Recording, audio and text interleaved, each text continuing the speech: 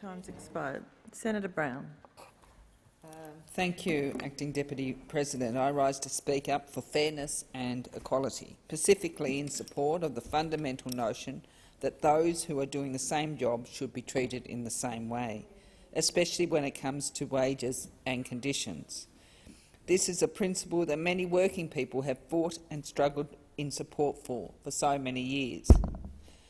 One would hope that in modern-day Australia this value of fairness and equity would be well enshrined by now, and you certainly could be forgiven for assuming that this principle of same job, same pay would be upheld within our Australian public service, an institution that should be setting the standard for employment conditions for our entire national workforce.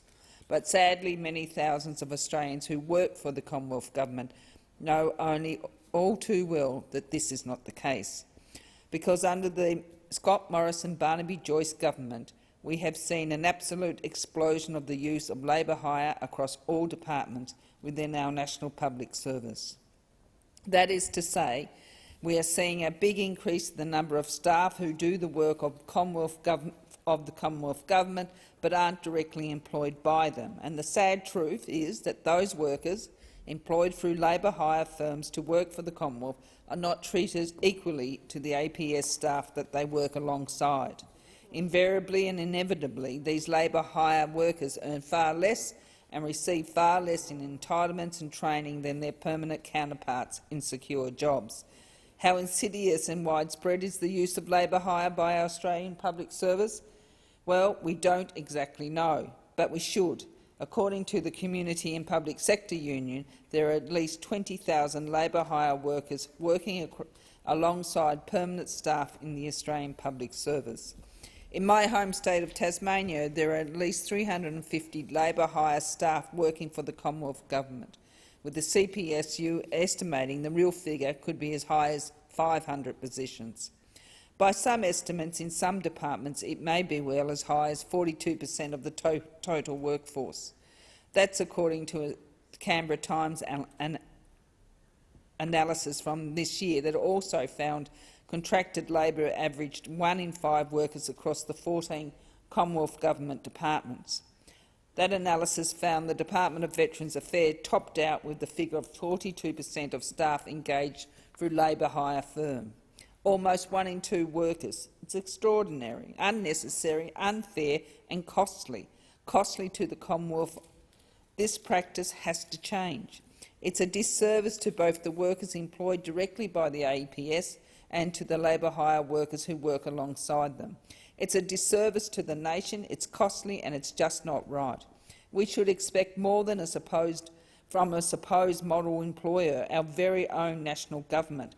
Well, Labor wants to do something about it. We've got the backs of working people right across this country, particularly those in insecure work, and we've got the backs of the many thousands of Australians who work in public service for the Australian people. A Labor government will end the practice of paying labour hire workers less than those who are directly employed by the employer when they are actually doing exactly the same job. The present system is a distortion and an unfair one at that, and it's not in the interest of taxpayers.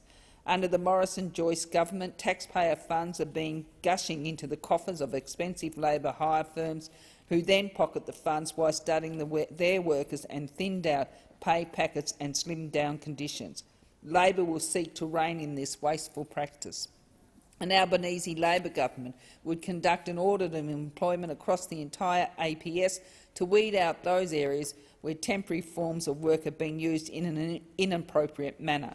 Instead of lining the pockets of the big labour hire firms, an Albanese Labor government will use precious taxpayers' money wisely, fairly and sensibly by employing those who work for the Commonwealth Government directly in our Australian public service with secure jobs, fair pay and conditions, and will make sure that they have fair bargaining framework.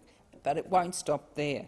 Our commitment to fairness and equality in the workplace and the notion of same job, same pay extends beyond our public service to the entire workforce.